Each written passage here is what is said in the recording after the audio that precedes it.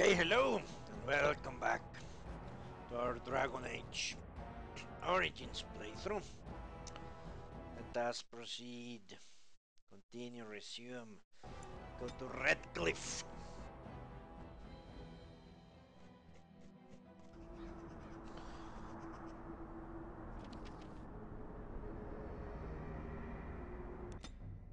A fishing village?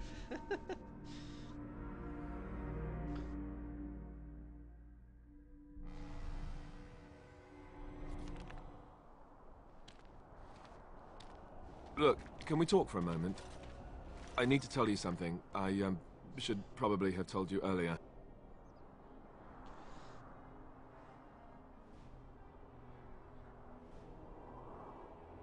What's on your mind? I told you before how Al-Eamon raised me, right? That my mother was a serving girl at the castle and he took me in? The reason he did that was because... well, because my father was King Marek, which made Kaelin my half-brother, I suppose.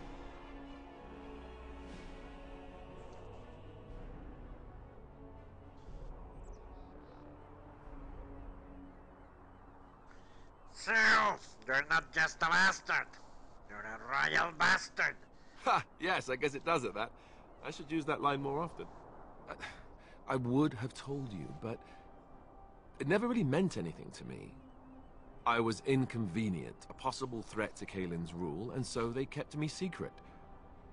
I'd never talked about it to anyone. Everyone who knew either resented me for it or they coddled me. Even Duncan kept me out of the fighting because of it. I didn't want you to know as long as possible. I'm sorry.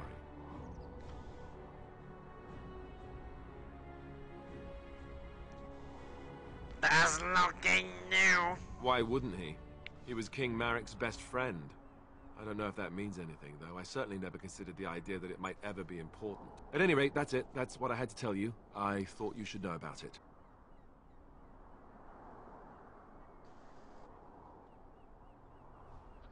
You're there to the throne, then. Let's hope not. I'm the son of a commoner and a Grey Warden to boot. It was made very clear to me early on that there was no room for me raising any rebellions or such nonsense. And that's fine by me. No, if there's an heir to be found, it's Al-Eamon himself. He's not of royal blood, but he is Kaelin's uncle, and more importantly, very popular with the people. Though, if he's really as sick as we've heard... oh no, I don't want to think about that. I really don't. So there you have it. Now can we move on? And I'll just pretend you still think I'm some nobody who was too lucky to die with the rest of the Grey Wardens.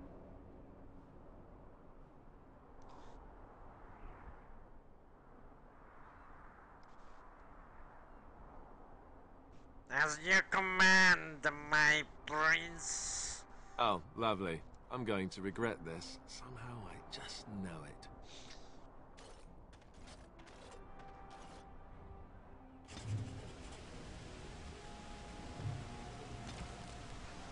Redcliff, King Canning had once famously declared, the fate of Redcliff is the fate of all Ferelden. Certainly a castle is the first and last defense for the sole land route into Ferelden. And the country has never fallen to any force that did not first capture Redcliff. The castle, which despite being 3 times captured is popularly described as unassailable, also guards one of the largest and most prosperous towns in Ferelden. Redcliff village is well situated near the mountain pass to Orzammar and the Orlesian border, and so serves as the center of foreign trade. For these reasons, Redcliff is accounted an earling, despite the smallness of its domain. The inhabitants of Redcliff village are primarily fishermen, or merchants who ship dwarven goods through the pass from Orle to Enerin. When the entire village smells of smoked fish on certain late autumn mornings, the merchants in their fishery do their utmost to pretend otherwise.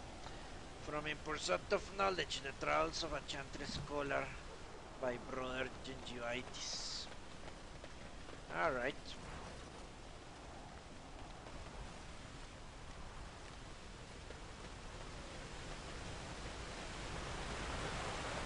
thought I saw travelers coming down the road, though I scarcely believed it. Have you come to help us?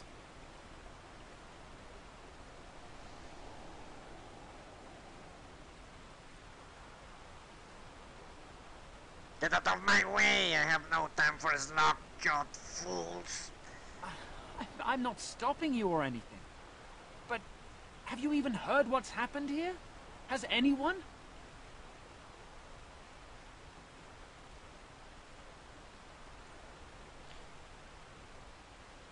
I've heard Al-Iman is sick, if that's what you mean. He could be dead for all we know. Nobody's heard from the castle in days. We're under attack. Monsters come out of the castle every night and attack us until dawn.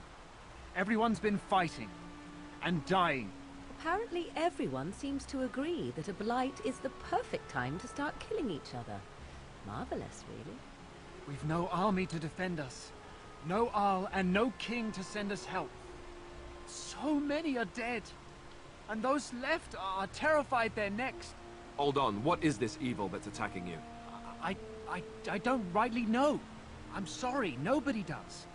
I should take you to Bann. He's all that's holding us together. He'll want to see you. Bann, our Lehman's brother. He's here. Yes.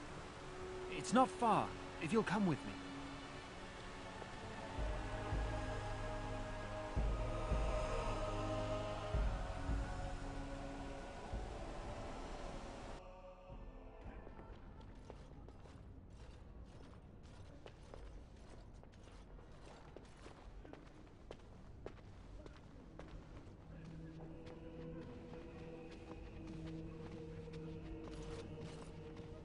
It's Thomas, yes?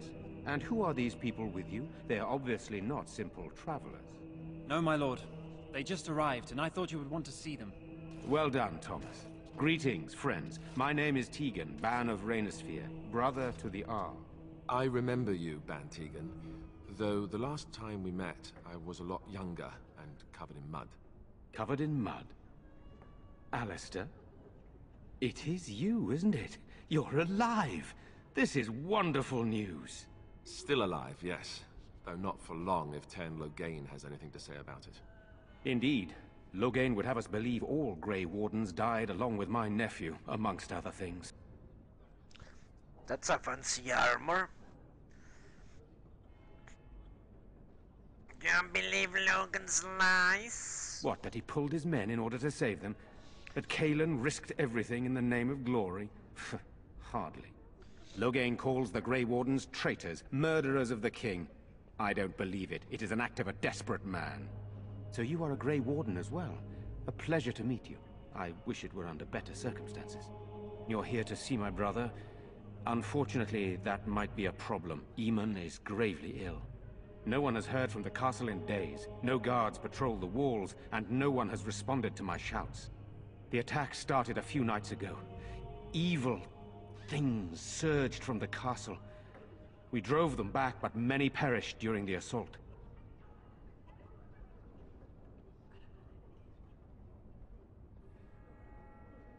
What evil things are you talking about? Some call them the Walking Dead, decomposing corpses returning to life with a hunger for human flesh. They hit again the next night. Each night they come with greater numbers. With Cailan dead and Loghain starting a war over the throne, no one responds to my urgent calls for help. I have a feeling tonight's assault will be the worst yet. Alistair, I hate to ask, but I desperately need the help of you and your friends. It isn't just up to me. Though the Grey Wardens don't stand much chance against Loghain without Al-Eamon.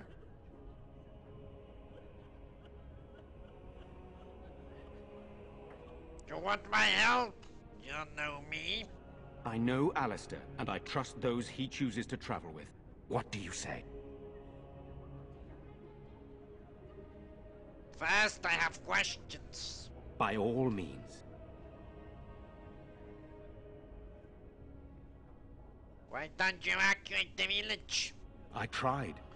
Our one attempt at an organized evacuation resulted in an immediate attack. Yesterday, I found out these creatures attack those fleeing on their own, even during daytime. Whatever lies in the castle wants this village dead. What happens after tonight? Once the village is safe, we will try to enter the castle to find the source of this trouble.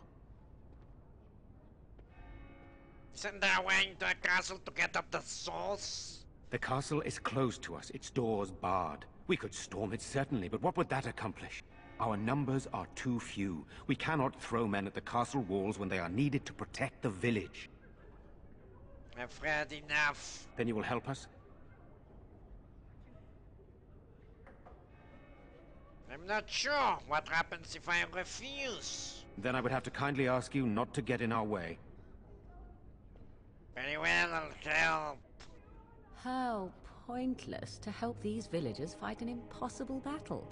One would think we had enough to contend with elsewhere. Thank you. Thank you. This means more to me than you can guess. Thomas, please tell Murdoch what transpired. Then return to your post. Yes, my lord. Now then, there is much to do before night falls. I put 2 men in charge of the defense outside. Murdoch, the village mayor, is outside the chantry. Sir Perth, one of Eamon's knights, is just up the cliff at the windmill, watching the castle. You may discuss with them the preparations for the coming battle.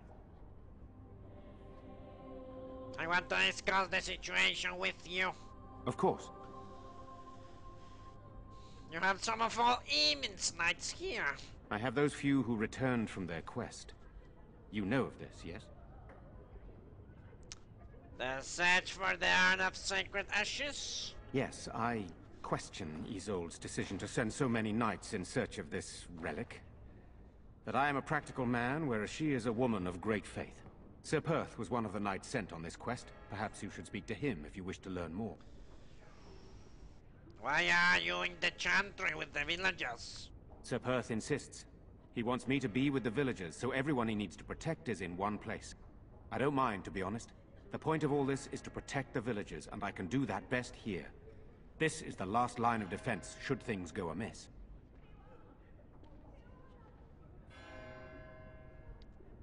Should things go amiss? Should the monsters find their way in. I would prefer not to fight in the chantry, but if they come, then so must it be. We could bring some men in to stand beside me, but I'd rather keep the monsters away from the villagers if possible.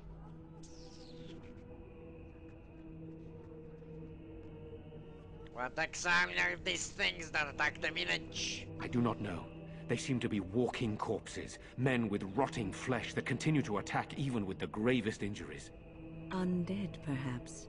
Spirits possessing the bodies of the dead. We could be dealing with a mage, but who would do such a thing? A great mage. And yeah, I have to help this guy because I don't need his help in the greater struggle. And he was getting a little flustered when I started asking what happens if I refuse. Yeah. 4 guys cannot take over an army. Or on a turn. Well, whatever. So what happens after this battle is over? Hopefully we can find the source and stop it before it causes any more damage. With luck, we'll also find Eamon and be able to help him. And their heart better be a reward after this. Eamon would be in a better position to reward you, to be honest. Okay. I'll go back to work. Very well. Luck be with you, my friend. Yeah, Morrigan, what can you do? La realeza is sold. For the one who delivers the sacred ashes of Our Lady, will have the stream of Redcliff and all the riches it is in my power to grant. And if I record those ashes, I would sell them in the black market. Darling of Redcliff was a source of constant trouble for Emperor Revil during the occupation. It was rumored that since each new report sent to Emperor into a fit of violent rage, his court had taken to poisoning messengers before they could deliver their accounts. Isolde's family was the 10th to be given the difficult task of governing Redcliff, and since most of the previous Earls had either been murdered by their bands or beheaded by the Emperor, they did not approach the job with great enthusiasm. His old mate Emon, not realizing he was the rightful heir to her father's domain, and quickly became smitten with him for being part of the resistance. Never mind that it was her family he was resisting. Perhaps a bit too romantic for their own good, she insisted upon staying behind with Demon when the rest of their family was driven out. That's love for you. Let us pray. Blessed art thou who exists in the Maker's sight. Blessed art thou who seeks his forgiveness. Blessed art thou who seeks his return. Blessed is the prophetess, his daughter, sacrificed to the holy flame. I missed them. May the chant reach the Maker's ears and tell him Your of our parents would contrition. want that. We need you here to protect the rest of us. Yes? I guess I can do that. There's a good lad.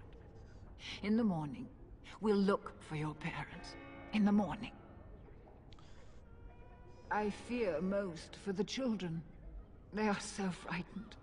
It breaks my heart. I'm not frightened. Everybody thinks I am, but I'm not. If the monsters come in here, I'll pick up a stick and beat them out the door. It is not right. The Arl is dead. The king is dead.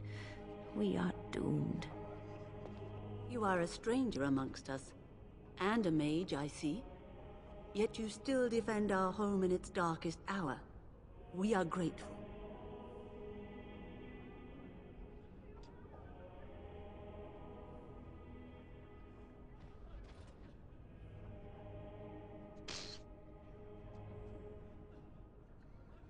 I have my own reasons to do this. Which doesn't include protecting innocents. Regardless, I am grateful the Maker brought you to us.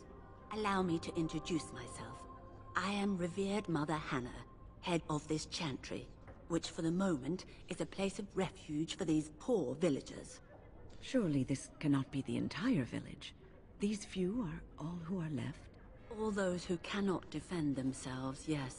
They are terrified of tonight's attack, and I fear these walls will not keep them safe. What can I do to help with your task? Guess how safe is this place? It is the sturdiest building in the village.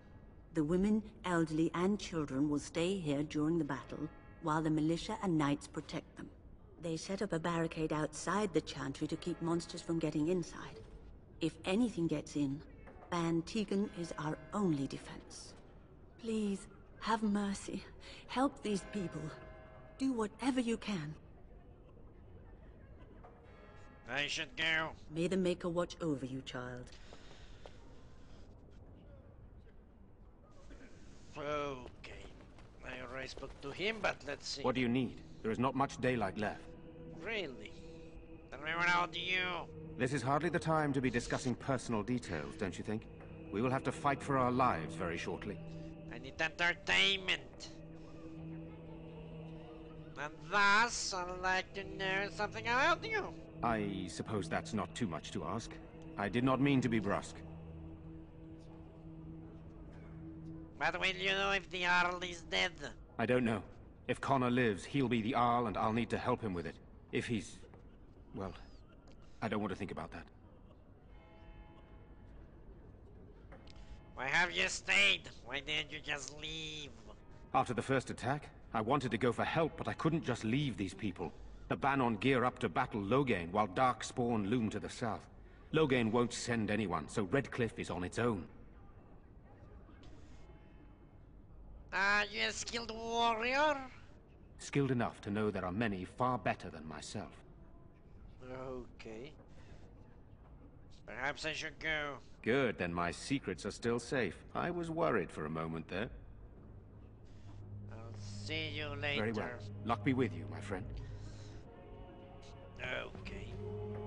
I'm scared, Mother. I'm scared. What will we do? Night approaches and our men are outside ready to die for us. A book. Did I miss a book?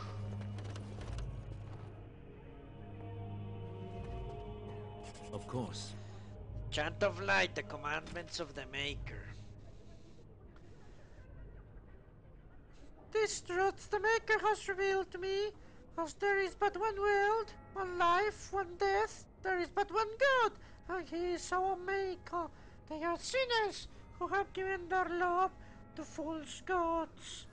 Magic exists to serve man, and never to rule over him.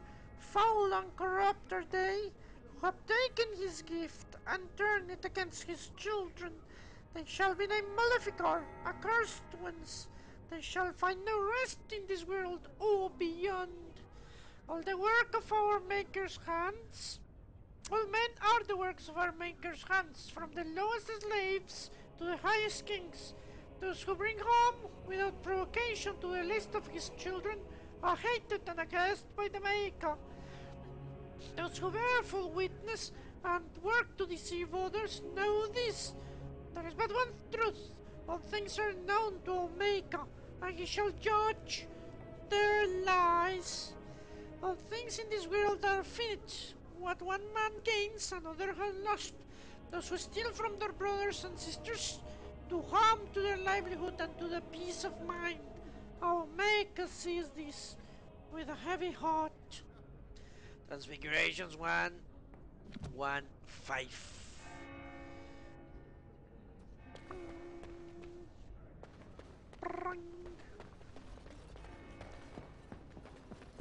Good day.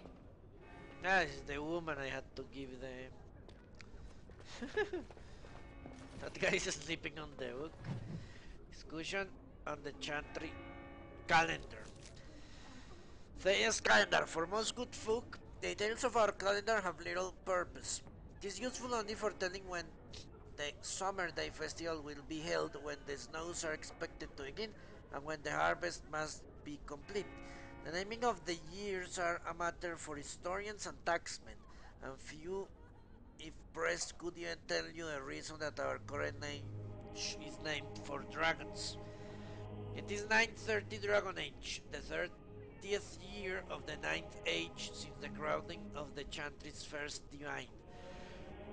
Each age is exactly 100 years, with the next age name chosen in the 99th year. The scholars in Val Royeaux advise the Chantry of portents seen in that 99th year, and the Chantry authorities pore over the research for months before the divine announces that the name of the imminent age. The name is said to be an omen of what's to come, or what the people of Thedas will face for the next 100 years. The current age was not meant to end the Dragon Age. Throughout the last months of the Blessed Age, the Chantry was preparing to declare the Sun Age, named for the symbol of the Orlesian Empire, which at that time sprawled over much of the south of Thedas and controlled both Ferenten and what is now Nevarra. It was to be a celebration of the Orlesian imperial glory. But as rebellion in Ferelden reached a head and the Battle of Riverdale was about to begin, a peculiar event occurred. A rampage, the rising of a dread high dragon. Dragons had been thought practically extinct since the days of the Nevarran dragon hunts, and they say that to see this great beast rise from the frostbacks was both majestic and terrifying. And the rampage began As the rampage began and the High Dragon decimated the countryside in its search for food, the elderly Divine Faustine II abruptly declared the Dragon Age. Some say the Divine was declaring support for Orlais in the battle against Ferelden, since the dragon is an element of the Durofarel family heraldry in King Mengrens, the so-called usurping king of Ferelden. But that as it may, Be it as it may, the High Dragon's rampage turned towards the Orlesian side of the Frostback Mountains, killing hundreds and sending thousands fleeing to the northern coast. The Ferelden Rebels won the Battle of Riverdale, ultimately securing their independence. Many thus think that the Dragon Age will come to represent a time of violent and dramatic change for all of Thedas. It remains to be seen. From the Studios Theologian by Brother Gingivitis, Chantry Scholar. Why is that guy writing everything? You're a Grey Warden, right? Were you in Ostagar? In the Korkari Wilds? My husband and son went there to bring the chant of light to the chastened. But I haven't heard from them since. And you're Jetta. I am. You've heard of me? Your husband and son are both dead. I thought that might be the case.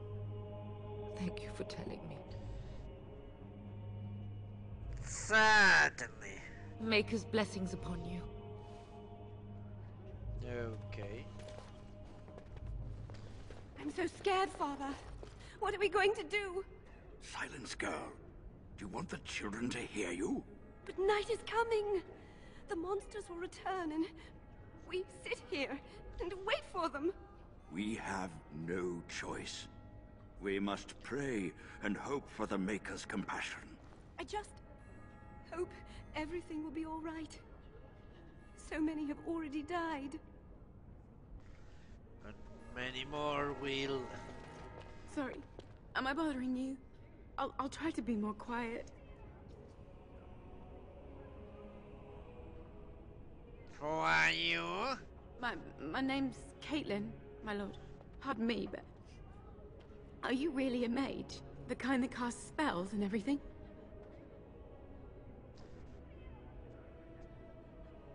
Does that frighten you? No, I just heard you were a Grey Warden, and I never thought... I'm sorry. Are you going to help us? Everyone says we're going to die tonight.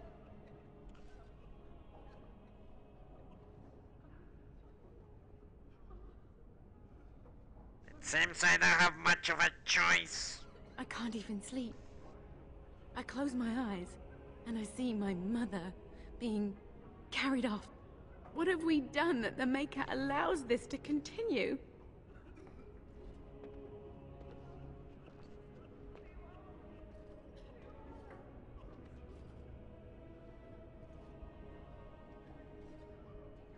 So, you're worried about your mother? I'm not worried about her. She's dead. I wish it wasn't so, but it is. It's my brother Bevan. He ran off, maybe tried to leave the village. I'm so scared those things got him.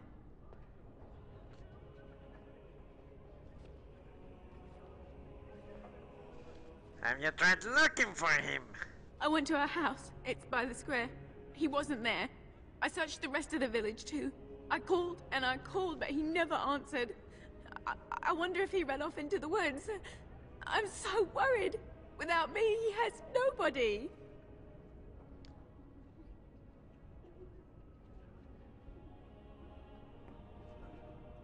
Why would he run off? Do you know?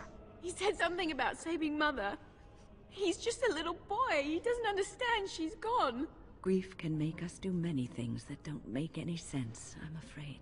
If he has foolishly run off, then he is no doubt dead. You should get used to that fact. Nice. Maybe you want to kick her in the head while you're at it. Shall we comfort her with lies? If she is to face death, better she face it honestly. I hope he didn't try to go to the castle. Oh, that would be awful. What would you give me to find him? I have nothing. Everything we owned is in our house. If you found my brother, I would be eternally grateful. Oh, please, couldn't you look for him? I'm begging you. Just how grateful are we talking here? I would do anything, sir. If you found Bevan, I would. Don't worry, I'll look for him. You will? Thank you so much. Please find him. I like that. I'll do anything.